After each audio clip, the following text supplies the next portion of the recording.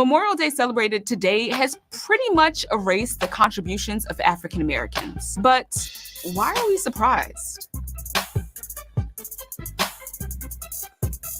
First known as Decoration Day, Memorial Day became a national holiday in 1971. But Memorial Day's traditions actually date back to the days of the Civil War. John Logan, a Union Army general, typically gets credit for founding the holiday. Here's how it really went down. The year was 1865.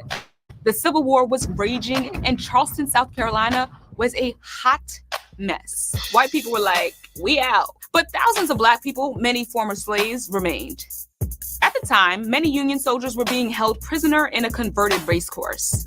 At least 257 of the captives died because of the horrific conditions, and their bodies were discarded in a mass grave. Ultimately, the Union won, and a few weeks after, the Confederacy surrendered, and they packed up and left Charleston. A group of Black workmen dug up the bodies, then reburied them to properly honor the fallen. They built a fence around this makeshift cemetery with a sign over the entrance saying, "Martyrs of the Racecourse."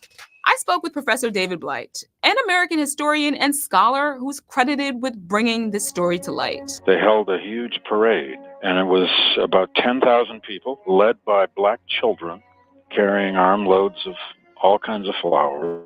They paraded around the racetrack, and then they gathered as many as could fit into the cemetery compound. About 3 or 4 Black preachers read from scripture. A children's choir sang, and they sang America the Beautiful, if you can believe it. But still, hardly anyone knows about it. On May 1st, 1865, is in effect the first original performance of Memorial Day, but it was created by African Americans. Why have Black people been omitted from a critical part of this holiday's history? I've got an idea. Racism. The white South was able to control first its own narrative and then a good deal of the national narrative. Despite efforts to forget the contributions of African Americans, we remember. And just as we remember all of our fallen soldiers, we must also not forget the Black workmen whose noble actions became the catalyst for the holiday that we recognize today. What's up? I'm PJ with The Root. Welcome to the National Newspaper Publicists Association's Let It Be Known. It is amazing, right? I often think about seeing something like that, right? And I think about the argument for reparations, and I like to think that I'm a decent person. And I feel like if I was in the shoe was on the other foot, if I was amongst them, privileged and family benefit, still benefits, and other, and Black folks still punished for something, for being illegally brought here and enslaved and dehumanized, etc. I think I would feel like on the side of the reparations argument for. I would want to do something to say, you know what, this has always been wrong. Let me do my part. It just shows you how long, forever, folks have been so wicked. Good night. And there's a whole lot more where that came from. Well, it's a new week, a shortened one, which is never a complaint here. But we got new week and old issues, same issues. But one thing that kind of for many brought smiles to their faces over the weekend was that Donald Trump was resoundingly booed at a Libertarian nomination rally as he spoke. Audiences chanted "hypocrite." It was like, wow, they finally gave it to that guy. We'll talk about that this morning. Coco Gauf, here's one that Power 96 was all over the weekend. He even sent me messages about Coco, but she says Black people have it bad in Florida. Yeah, a young Black athlete speaking out. Wow. Coco was not holding back. We'll talk about Coco Gauf this morning, and here, if you've been asleep, haven't been paying attention, um, particularly at the Supreme Court level, Justice Sotomayor came out with some serious revelations over the weekend, admitting she has cried over Supreme Court decisions, and she's warned that uh, there are far worse decisions to come. It's amazing. We'll talk about that this morning again. And then the hate against Angel Reese. This one is really, it sticks, as they say, to my craw. The hate against Angel Reese is real. All this manufactured hate against Caitlin Clark. It's manufactured. It's because it doesn't happen. It became a narrative. It's another way of distracting from what's really going on here. We seen Angel get choke slammed to the floor the other day. But not only that, non-talking, loudmouth Charles Barkley and LeBron James both just coming out so hard for Caitlin Clark. Not one mention, or as my grandmother would say, not near mention of Angel Reese. Giving Caitlin all of the flowers, all of the props. And Caitlin even got mad with Angel when she posted, appeared to be going back at Charles Barkley, but Caitlin even got mad at Angel about the tweet. Angel deleted the tweet, but it was about the whole chartered jet stuff. But black men get under my skin so bad when they totally ignore, and I guess this is historic, the accomplishments of black women. And Charles Barkley and LeBron James just wearing diapers for Caitlin Clark, just doing whatever, bowing at her every move, which so far hasn't really been that successful. I mean, it's early, and she's expected to be successful.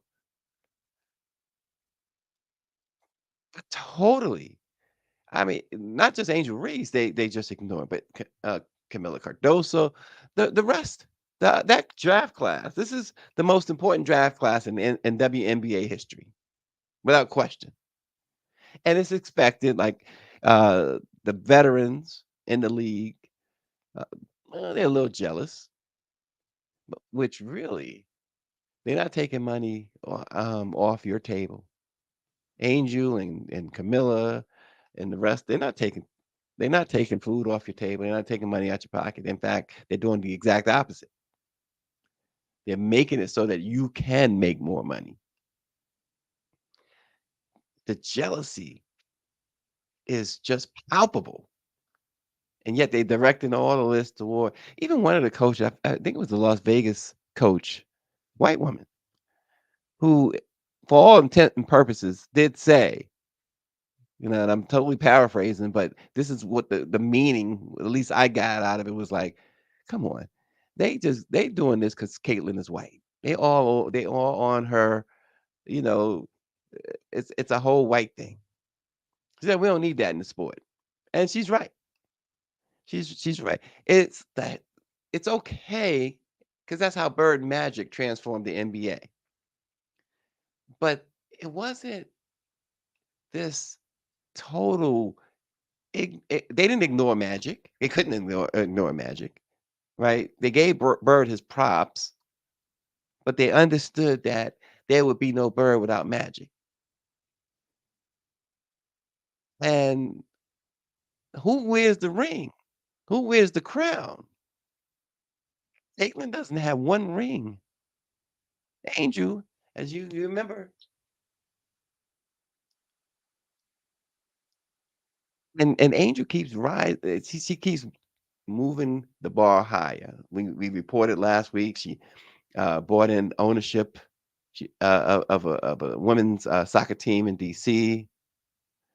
She's at the Met Gala. She's signing deals, modeling, shoot deals, et cetera, et cetera, et cetera.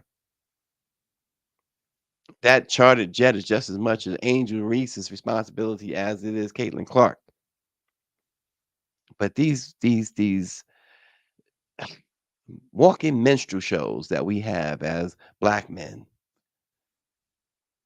continue to just it's one thing when they go after their own in the NBA, Charles and LeBron. It's one thing, but and that's fine. But the WNBA is a whole different ball game. It's a whole different ball game. And Charles going on and about they should be bowing down to Caitlyn. They owe her uh she's the reason why they got to chartered flights now instead of commercial. She's gonna be changing the pay structure and this. Are you kidding me, Charles? Yeah, and Power 96 says LeBron and Barkley sounded like Amos and Andy when they started shucking and jiving for Caitlyn. And LeBron goes and yeah, she's the best thing. They better be glad that they have her. First of all, it was like he offered that up to my understanding without even being provoked, without being asked. So how come he didn't offer that up about Caitlyn? I mean about Angel or even Camila Cardosa, who by the way seems to have such a great personality, a very marketable personality. Don't sleep on Camilla, but yet uh, LeBron and Charles telling people they should stop hating on Caitlyn. No, they're not hating on her. This narrative has flipped. It's like blaming the slaves instead of the master for being enslaved. I mean, it's it's vomit worthy that we keep seeing this, especially in the time and what's going on in this sick country. I'm not saying that you take somebody, I totally don't believe in that whole just because they black take their side. No, mm-mm. There's too many of y'all out there messing up. I can't get with you. But at the same time, this going out your way to offer praise to the massa is just killing me. House Negro, field Negro, and Charles and LeBron acting just like that house Negro. Um, we'll tell you more about that today as well. But and how about this? And once again, this is what I say that read the room, black folk. The Department of Justice has just fined a company in Virginia. You know what they did? They posted a job opening. It said whites only. Whites only.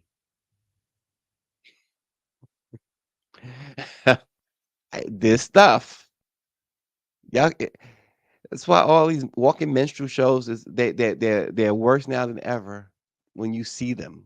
Stephen A. Smiths, etc. Because you got stuff like this going on in your face. Whites only. That's what they want. The water fountains, everything. That's what they want. We've been telling y'all, those who've been asleep,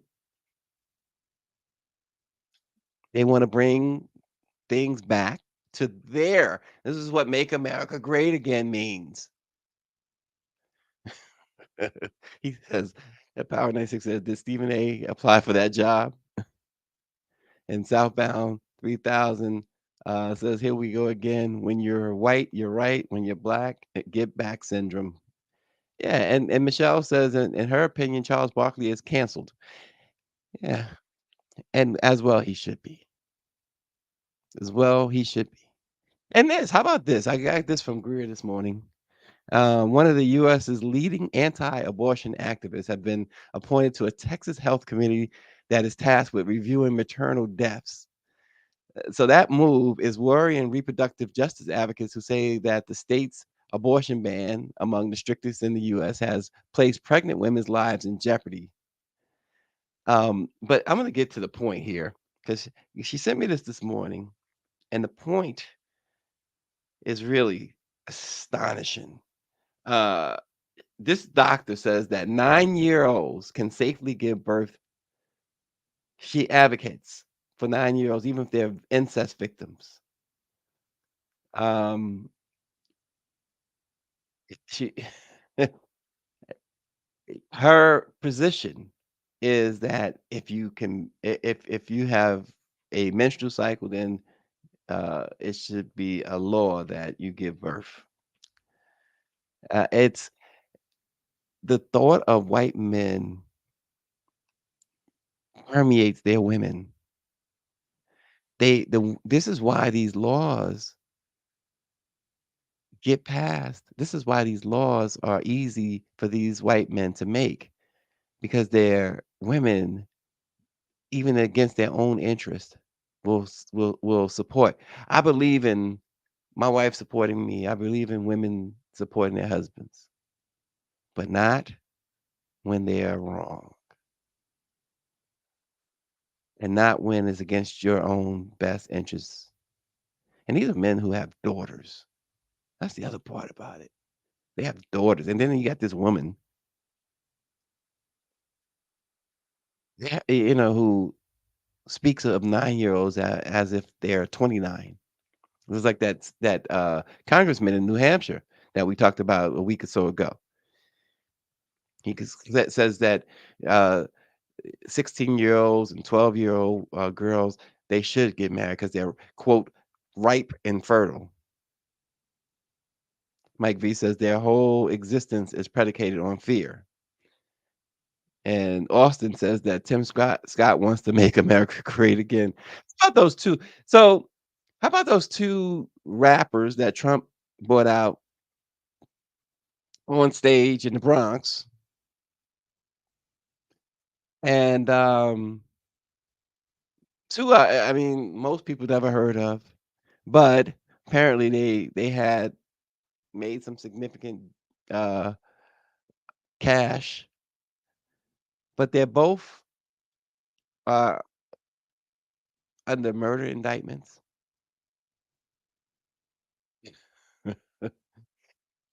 And they both were just stark raving idiots. Not because they support Trump, but they got up there and they couldn't articulate anything. One boy, and yeah, I say boy because that's what Trump, I'm sure, refers to him as, that boy. He ain't a man. Get up there and all he could, he thought to himself, what can I say? What can I say? What can I say? Then he goes, "Make America great again."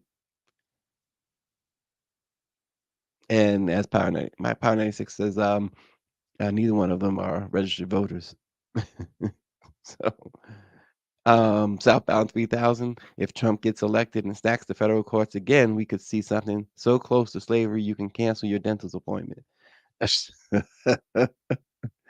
Well, the thing is, and that's the thing, right?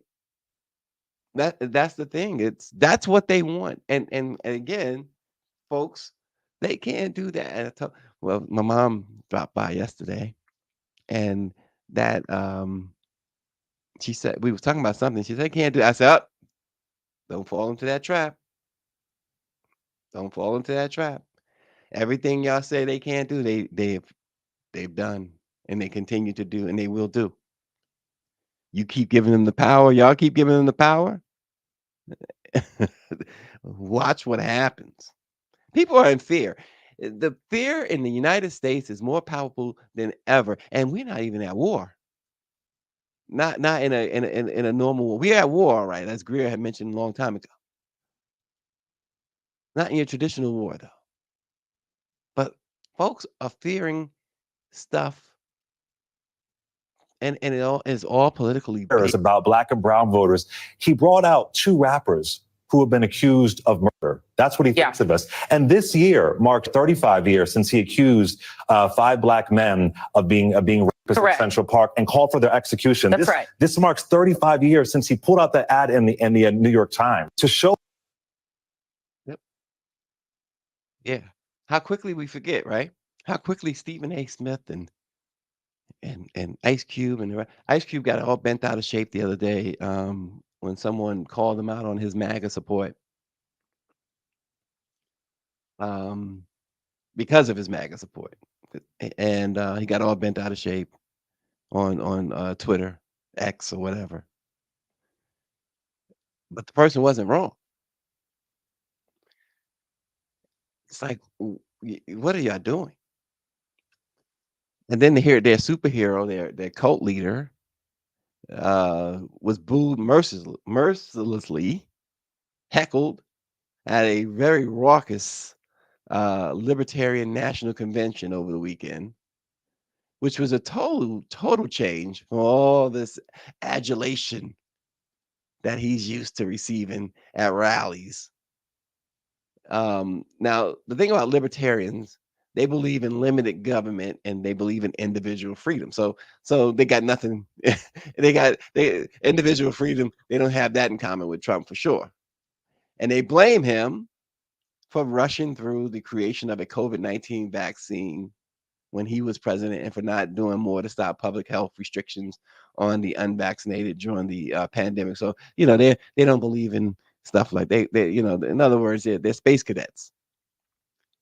And so when Trump took the stage in Washington, he thought, hey, there's no bigger space cadet than me. But they started yelling hypocrite. They were chanting hypocrite and booing him loudly. And the Biden-Harris campaign, of course, picked up on it. And they started sharing the video. One of the Libertarian Party members said Donald Trump should have taken a bullet. Now, Libertarians, they got 1.2% of the national vote 4 years ago, about 1.8 million votes. But people say, well, 1.8 million, that's not a lot, considering that, Biden got 81 million votes and Trump got something like 76, 77 million. But it's expected, when you hear people talk, that it is going to come down to just a couple of, maybe even 100,000 votes this time. So If those I wasn't 1.8 a million. libertarian before, I sure as hell am a libertarian now. And unlike Joe Biden,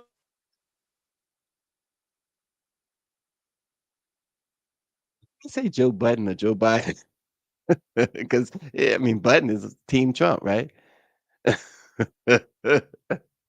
But that's that 1.8 million libertarians, they could actually have a big voice in who becomes the president in November. I tell you, who will always have a huge voice is black voters. And once again, I'm just gonna say it again. And it goes for both campaigns. Neither campaign is trying to reach black voters through black-owned media. At least not yet. There's been no real communication, no ad spending. And it's more shocking, of course, on the Biden-Harris campaign side than the other side. But they have to be out of their minds, the Biden-Harris campaign.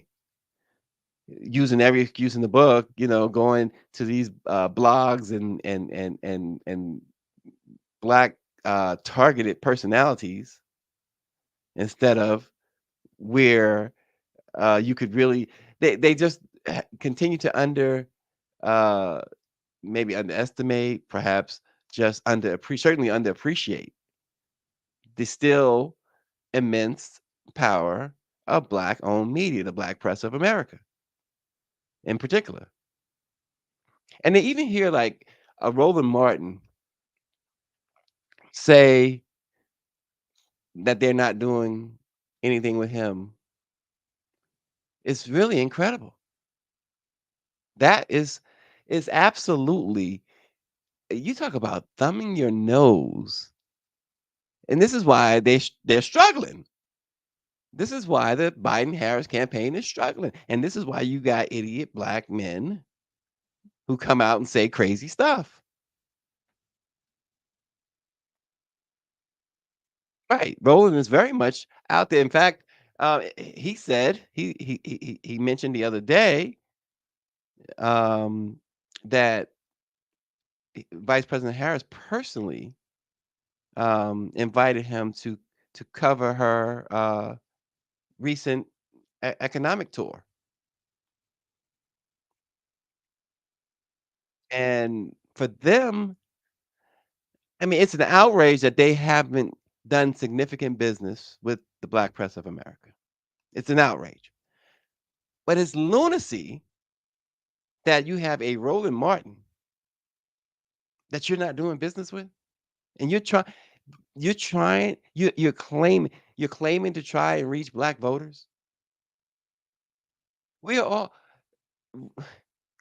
the black press has always been the voice of the black community. Roland Martin is the one guy.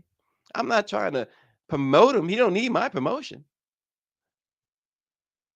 But let's face it, that means if you're not even engaged in Roland, it means that you are literally taking black folks for granted.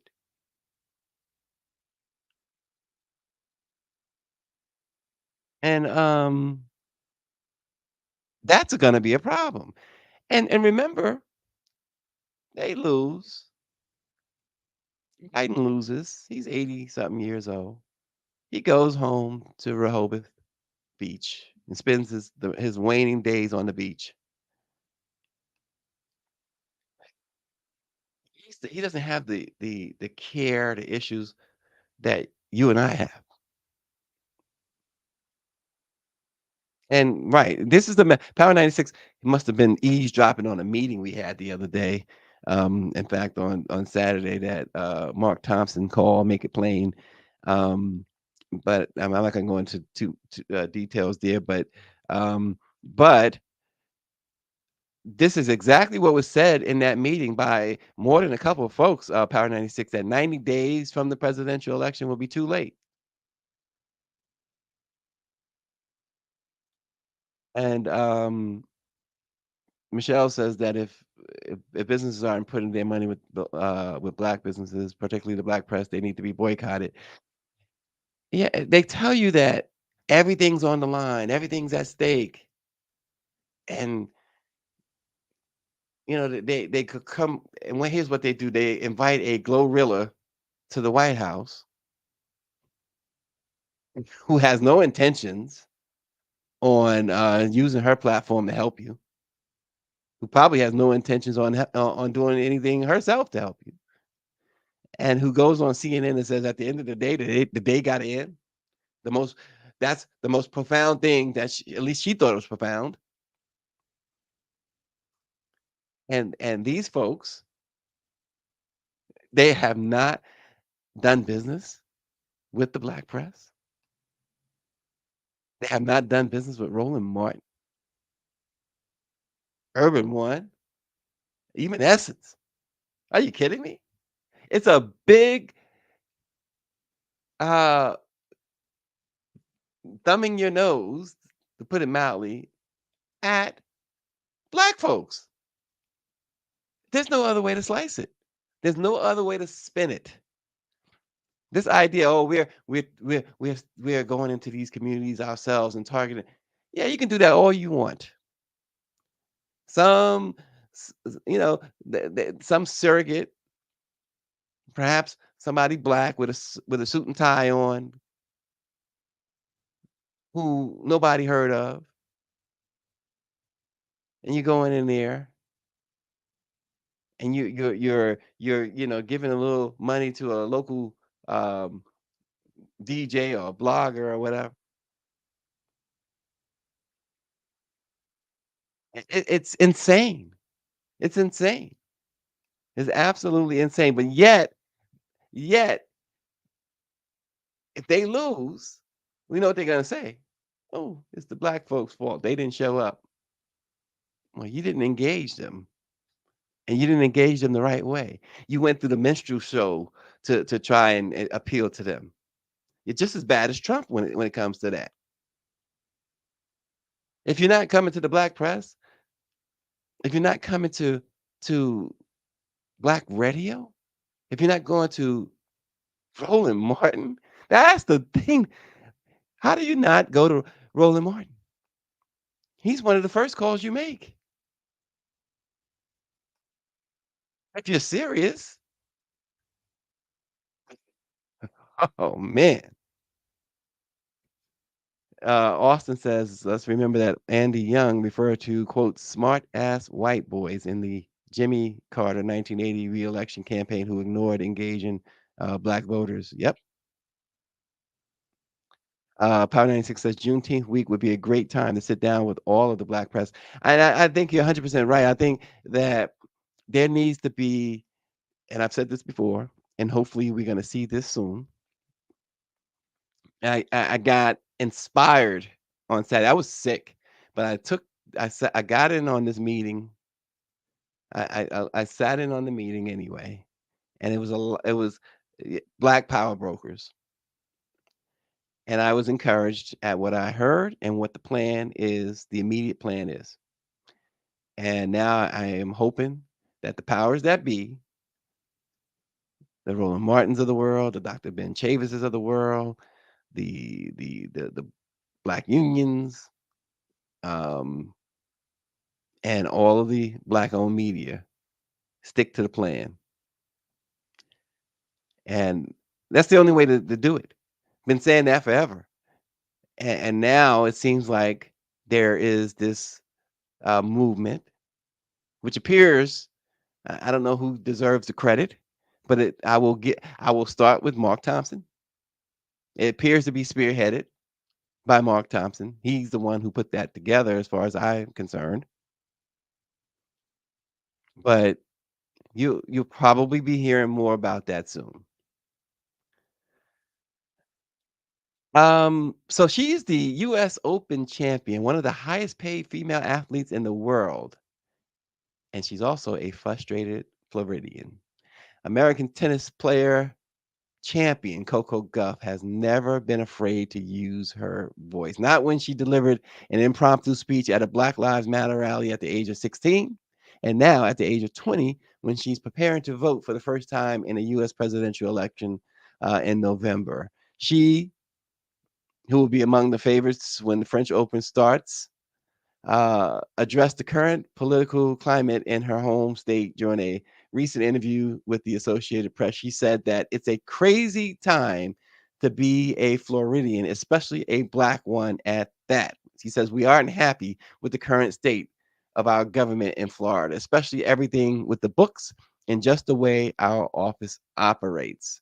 The books, of course, is that 2-year-long controversy over banning books from the state schools that started with DeSantis doing his dastardly deeds. He, of course, recently backtracked a little bit, blaming liberal activists for abusing the law. But she goes on, at the end of the day, she says, it comes down to the youth and the community. She says, so I encourage everyone to vote and use your voice regardless of who you vote for. There's no point in complaining about the political climate of the world if you don't exercise your right to vote, she said. She says, I feel like sometimes in my generation, people think their vote doesn't count. We should just all use our voices and use the power that we have.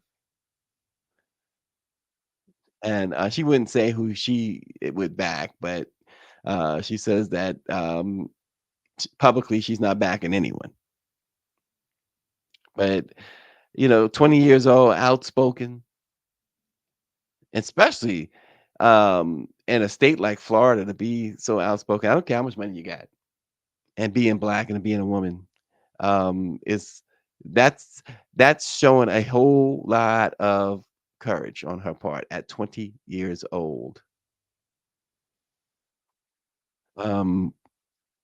Power 96 says you have 3 major black events coming up: Juneteenth, Essence, and the National Urban League. The Biden administration needs to be at each event.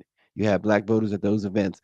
And I'm going to throw in that the president and the vice president have received formal invitations to attend the Black Press of America's annual summer conference, which is going to be held in just a few weeks, the week of June 19th, in Baltimore. And we fully anticipate representation from the White House. And yeah, exactly. Our conference in September, doing CBC week, that's late September. That's too late. We anticipate, not only do we anticipate White House representation, but we eagerly anticipate an appearance by the president. And I'm not going to say and or, I'm going to say the president and the vice president. I think that once again, they're the ones who continue to tell everyone how important, crucial this all is. Well, they also understand that um, they understand the importance of the Black press. The president himself has publicly, not once or twice or three times, but a number of times, spoken publicly about the importance of the Black press. Well, as the old saying goes, and Biden, when you say old sayings, he knows every old saying there is. He's been around for it. It reminds me of that. What was it? Let's do it again. Uptown Saturday Night. When Uptown Saturday Night, Bill Cosby's character, he said, "You can't." The lady said, "You can't stand the heat. Get out the kitchen." And she quoted the person who made that a phrase in the date and time. And Cosby says, "I was in the kitchen when she said it." Biden was around when all these sayings happened. So here's the saying, Biden: put your money where your mouth is. And David Youngblood said they should be there if the Black vote is important to them. Mongo Slade, absolutely.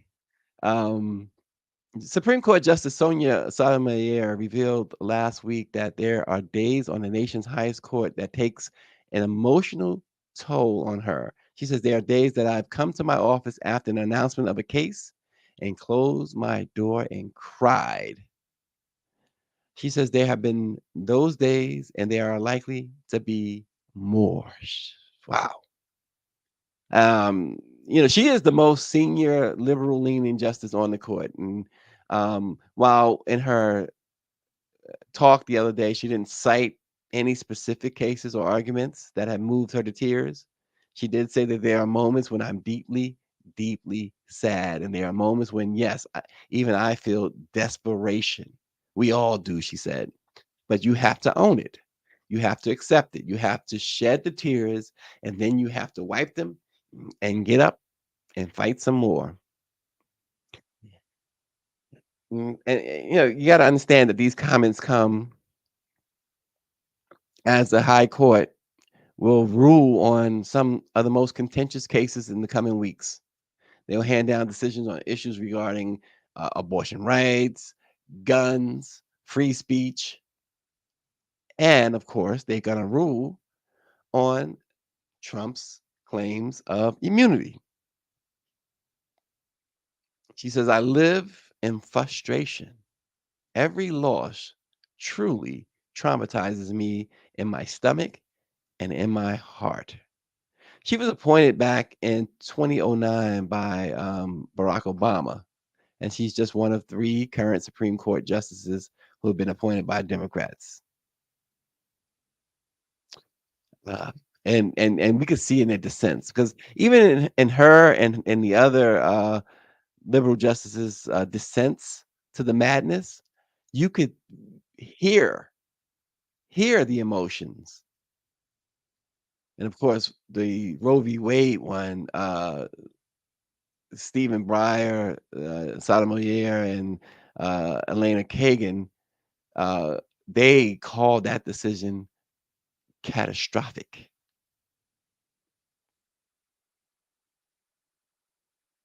Southbound 3000 says, why can't she ask for Supreme Court reform and oversight? And Power 96 said the court has to be. He didn't say need to be. He says has to be expanded. Again, it's something, when folks want to point to the missteps or the missed opportunities of the Biden administration, that is one of the big ones. That is one of the big ones. So, we talked about Angel Reese earlier, and folks aren't happy. Fans, for the they are the ones who are really going after the Charles Barkleys of the world and the LeBron Jameses of the world. And the beautiful thing, we're seeing fans from all backgrounds go after them. It's not just black fans saying, "Hey, y'all are just disrespecting Angel Reese and y'all disrespecting Camila Cardoso." Charles Barkley absolutely went on a rant about women being petty towards Caitlin Clark. He absolutely went on a rant. But meanwhile, nothing about Aja Wilson, nothing about Angel Reese or Camilla, like I said. And even some WNBA players have began to respond to Charles and LeBron. And it makes your blood boil. One person warned, says, keep trying to hurt your new young stars like Angel Reese or Cece, and you guys will be back on a bus or Spirit Airlines. And that's exactly right. And you talk about handling that, what you just saw. Homegirl grabbed Angel by the neck and threw her down, hit her head on the floor. And Angel response was, "Hey, she's teaching me a lesson out there. She's doing, that's fine. It's just make me a better player." This was as flagrant a foul as you can get. It was totally uncalled for. What she thought, Power 96, she had a flashback. She thought she was playing for the mid-90s Knicks. she she must have had a long talk with Charles Oakley before the game. Because that could have, one thing players, for the most part, seem to be unified in is that they don't want to injure another player, particularly to the point where their career is in jeopardy. And that was a type of foul that could put your career in jeopardy. Could have injured her for permanently.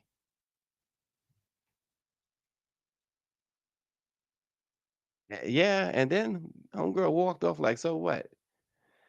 See, that's again the maturity of a young Angel Reese, because it was beat down time right there.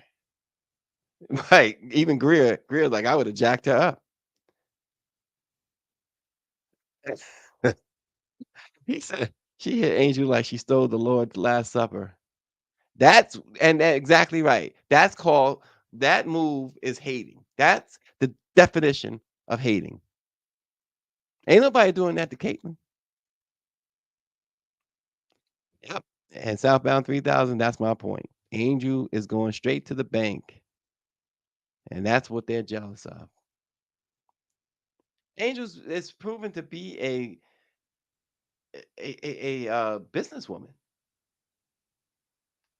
She's bringing another element that's only, she is being a trailblazer for the WNBA. And you think about the popularity that Brittany Griner got in a very unfortunate way.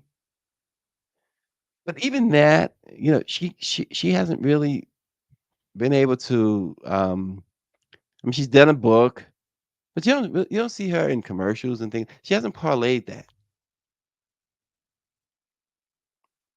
Um, Angel's what, 20 years old, and she's already shown you this is what we got to do, ladies. This is what we got to do. Yeah, Greer says too much comes with that when it comes to Brittany Griner, but this is what we got to do. This is what she's showing you. So, good for Angel Reese, and the haters will hate. Haters gonna hate. Um, yeah, and that's the other thing. Southbound is a very important ad there. He says, "Don't forget, she's A+ spoken when she speaks. She knows how to. She knows how to speak. Hugely important. One of the great things about Muhammad Ali, what made him so marketable, so great, the first real marketable superstar, was his eloquent speech." So we're gonna go back to this tech company in Loudoun County, Virginia, which has been fined by the DOJ after it advertised that it was seeking white candidates for an open job posting. The job posting by Arthur Grant Technologies Incorporated, which is based in Ashburn, was published in March of last year, and said that the company was only looking for, quote, U.S. born citizens, white, who are local within 60 miles from Dallas, Texas. It says, do not share this with candidates, according to a Justice Department news release. The Civil Rights Division's Immigrant and Employee Rights section opened an investigation and determined that Arthur Grant discriminated based on citizenship status and national origin after a recruiter working for Arthur Grant's subsidiary in India posted the advertisement on the job website Indeed. Following that posting, the advertisement was widely circulated online, and an investigation by the Office of Federal Contract Compliance Programs determined that the company advertised for an open business analysis position in Dallas through a public online hiring site. Um, in a statement, the DOJ said it is shameful that in the 21st century, we continue to see employers using, quote, whites only and, quote, only US born job postings to lock out otherwise eligible job candidates of color. That's actually what Kristen Clark, that's a direct comment from her. And how, yeah, I mean, it is, but they've been emboldened. They've been emboldened. So you can expect more and more of this stuff. Mike V says, as someone who's been in IT for 20 years, I can tell you that is the norm and the engine behind anti-DEI fever in the corporate spaces. Um, yeah, this is where things are. As we keep saying, that's just the way it is today. And again, if there is a change in administration, come November, there will be a change, meaning in the DOJ. They will get rid of the Civil Rights Division of the DOJ, and you won't have companies fearful of doing this anymore. It will be more and more doing it, and it will be the norm. And look, they want you. Think about it again. They want people of color. They don't want them in schools. They don't want them to have jobs. What does that tell you? They don't want you to have health benefits. What does that tell you?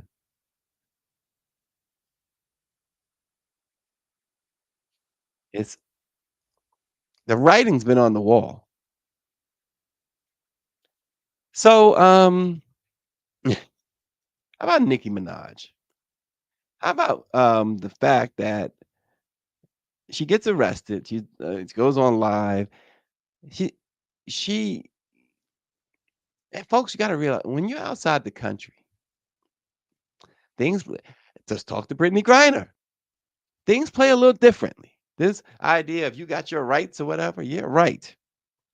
You barely have them here in this country anymore.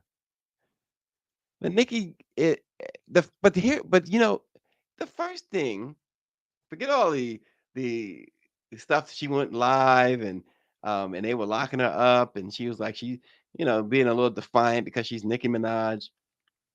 But the first thing that struck me was and she goes on in that tweet, she goes, "This is how they plant things in your luggage." Okay. But the first thing she said was, "Oh, that the weed, because it was weed they found, belongs to my security team. It's not mine." So she diming them out immediately. But then she goes on to make that statement. This is, and saying they plant stuff. No, you admitted to having it, but you said it wasn't yours. You snitched out. You snitched somebody out.